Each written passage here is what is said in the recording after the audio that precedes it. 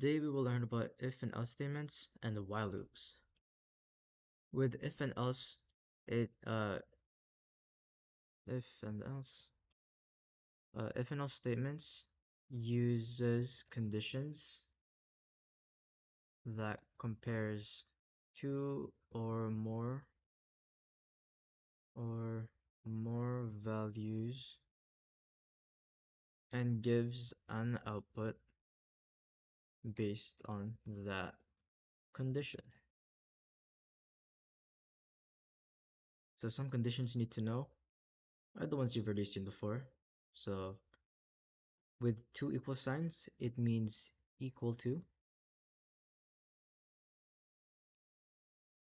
With an exclamation mark and equal sign means not equal to. And then we have A is less than B. You've seen that before in your math class. So less than.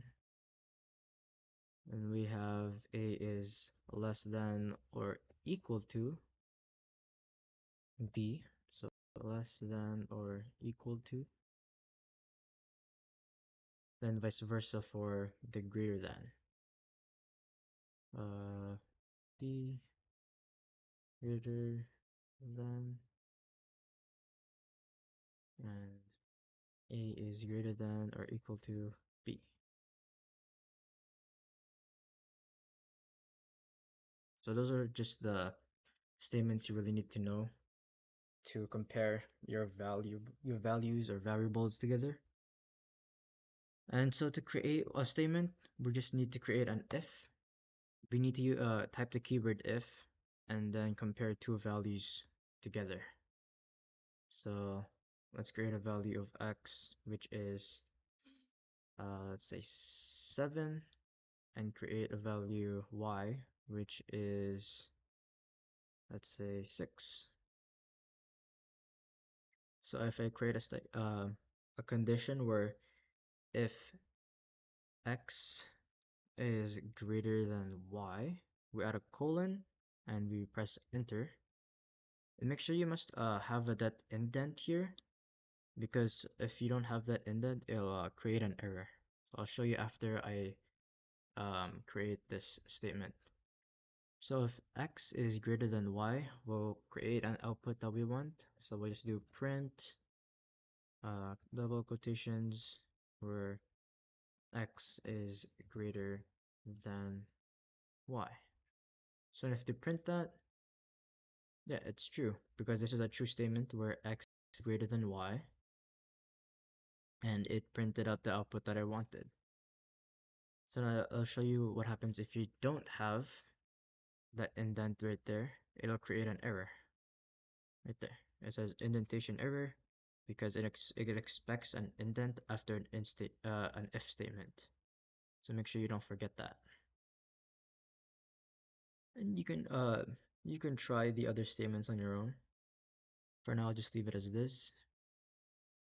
Another keyword you will also use is an elif, which is another condition for if this one is false, it'll go directly to this other statement, this elif statement. So let's instead create where it is 5, where x is 5 and y is still 6. So meaning this if statement will become false, and we'll create an elif statement where it'll become true. So x is less than y, colon, enter, and print x is less than y. And if we run it, it should go to this one instead, because this if statement is false, so it will not run it, but will instead go to the elif statement and run the output instead. You can also add more elif statements if that's what you want. So elif x is let's say equal to y, print x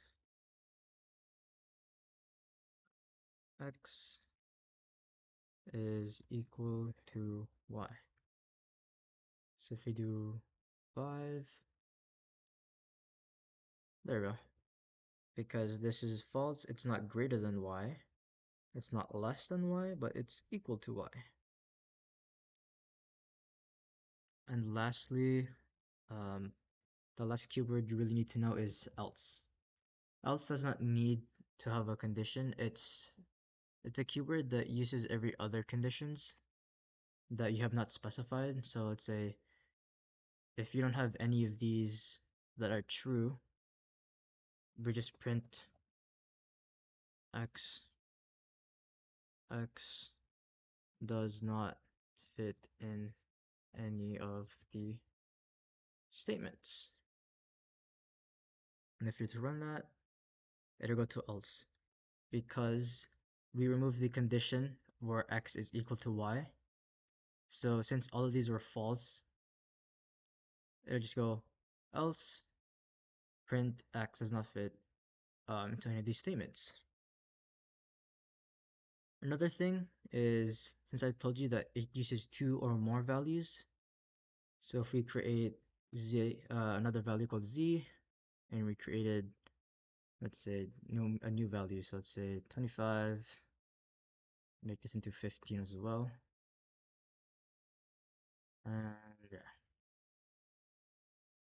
So we now go create a new if statement. So if x is less than y, and is an logical operator, that means you need to use you don't need to use you need to have both of your conditions to be true. So if x is less than y, and x is also less than z, then print x is less than y and z, right there, because it's a true statement. With no, I can show you what happens if it's wrong. It'll just show you an error. So if we to run that, yeah, it won't run it because there's nothing here that uh prints out the value where x is greater than and x is less than at the same time. Whereas with or, it just needs one of the values to be true. So we'll create a statement as that and one of these statements x is true. Let's move on to while loops.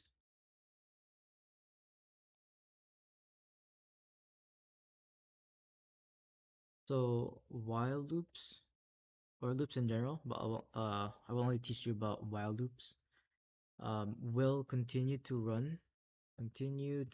run as long as the condition stated is true, or stays true. So what I mean by that is, let's first create a value of 1. We'll create I as 1. To create a while loop, we'll do while, which is the keyword, I is less than, let's do random 7. It's basically the same thing, colon, and enter. So while I is less than 7, it'll print I. So if I were to run this, this will run infinitely because this condition will stay true.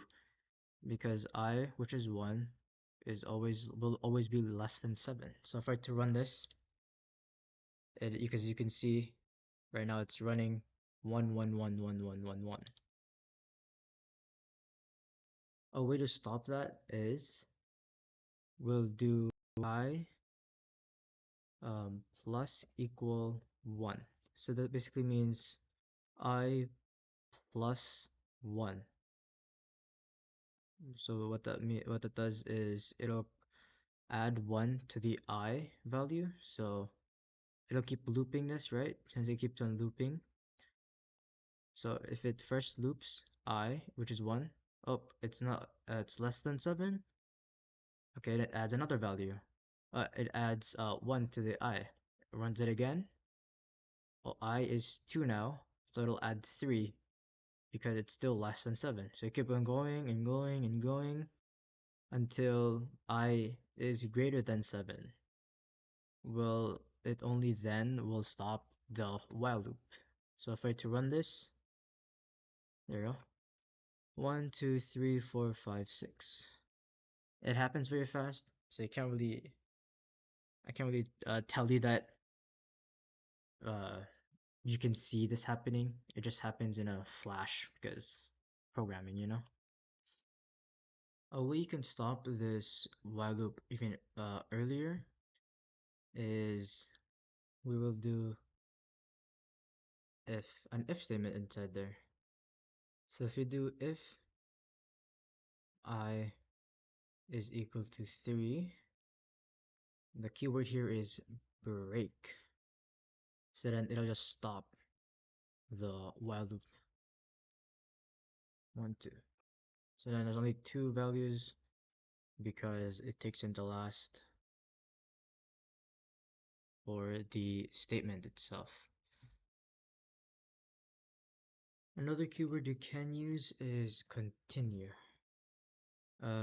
With continue is basically almost the same as break, but instead it'll continue even if after it has been stopped.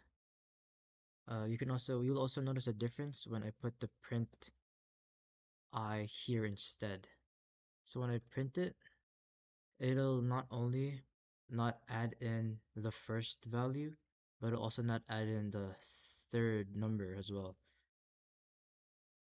But you can just change that by putting this into 0, and then when you run it again, you'll have 1, 2, but still you'll have just note that you won't have the third or whatever value you've added in there. So if I did 5 instead,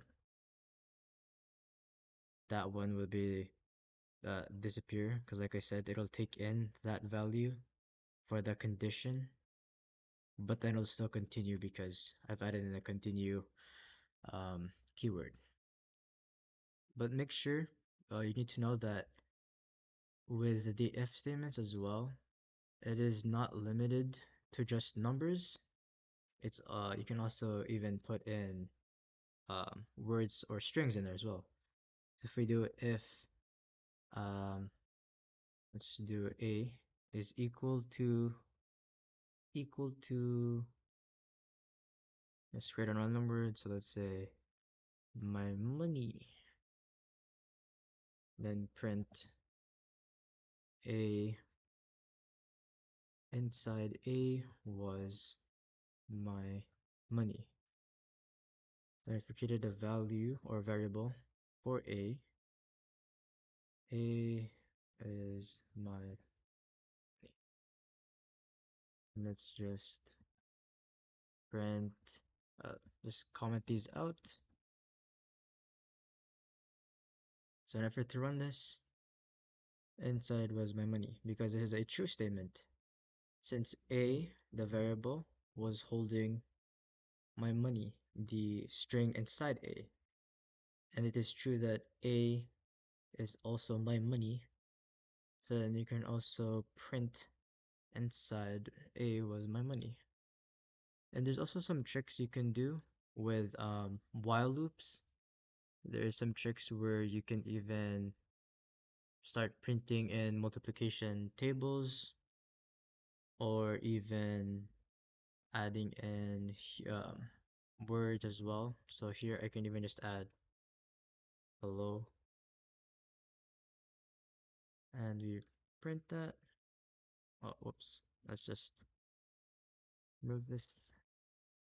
And yeah, so if we're to print that, it'll keep on going. One, it's basically the same thing as with the numbers. As you can see, 1, 2, 3, 4, 5, 6. Then there is 7. But yeah.